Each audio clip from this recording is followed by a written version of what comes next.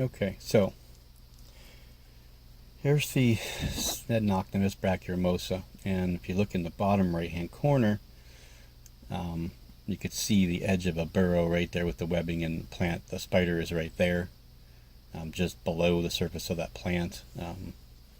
You could also see in the left hand top side corner, that's where the burrow was, so the spider is branching out a little bit, which is good. I got a little cricket. I'm going to go ahead and throw it in there and see if maybe we can entice it to come out for a feed.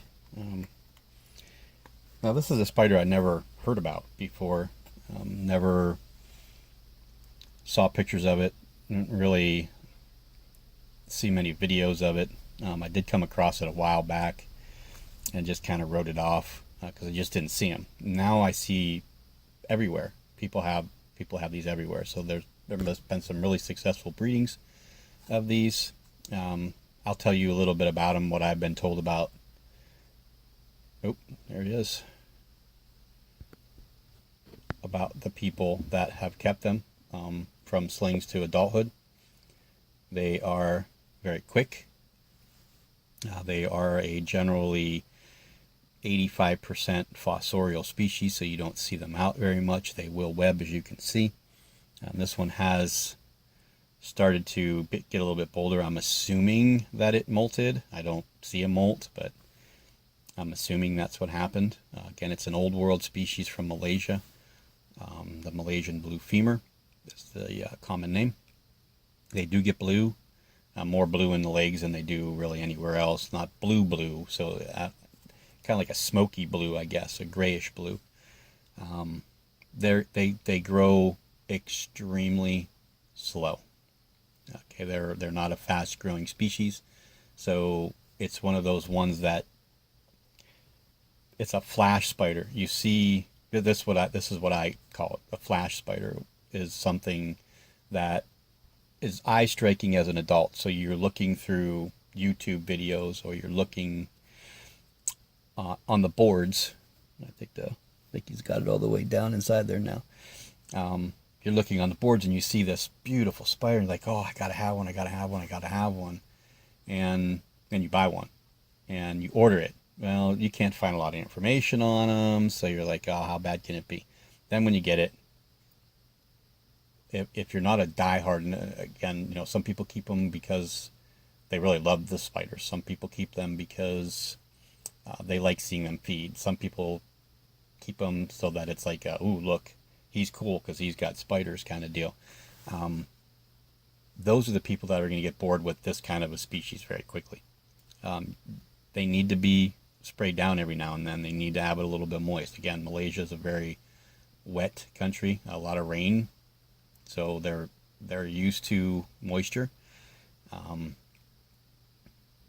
This one has quite a bit of vermiculite mixed in, so when I do spray, I surface spray, and I have used a small straw to get water down to the bottom and let it percolate up a little bit so that the humidity is coming up through the ground. And ever since I've done that is when the spiders started to come up a little bit more. Now, I don't put a lot of water down there. I don't flood it by no means. It's a very minimal amount of water, and it's only in one corner of the enclosure, and it was actually in that corner right there was the one I was using. But again, I've seen it a little bit more than normal since I first got it, and it's now fed on camera. You can see the spider right there. When they're small like this, they're brown, typical sling. They do have that long olive body, abdomen, longer and thinner, I guess you call it. Same as like the Orphaneacus species, or the Orphaneacus philippinus, that long, slender body. The couple videos that I have watched, you can look them up on YouTube. Again, it's Psednocnemis, I think, Psednocnemis, brachyramosa. So you just put in P brachyramosa, and you'll something will pop up for you. They're very fast hitters. When they're ready to feed, they're very fast hitters. And you see there, I mean, it didn't really waste much time.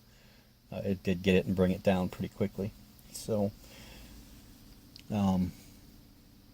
yeah, that I would really think about getting something like this before you actually pull the trigger. I mean, really,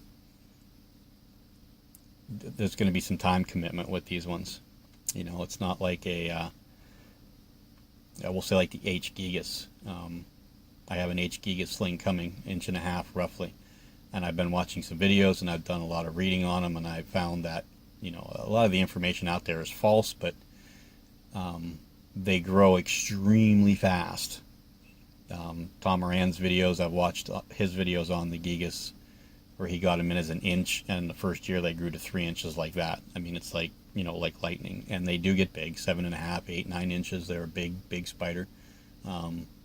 Comparative to the king baboon, maybe not bulky, but big. So, you know, it's one of those ones that, you know, you debate it. Again, if you've watched my videos, I'm more of a, I like the ones that are 5 inches, 6 inches. You know, that's more fitting for me. And you know, the 4-inch spiders are like perfect. So I've been kicking around a couple other things. Ruth from Mostly Reptiles has a couple different Haparctera species. I'm kicking around the Marksy. I don't think they get very large. You know, there's a few, like I said, a few things that I've been kicking around and trying to decide. But I'm going to stop rambling with this guy, and we're going to try and feed the baby Brachypelma albopilosum. See if we can get that one to feed on camera. Be right back.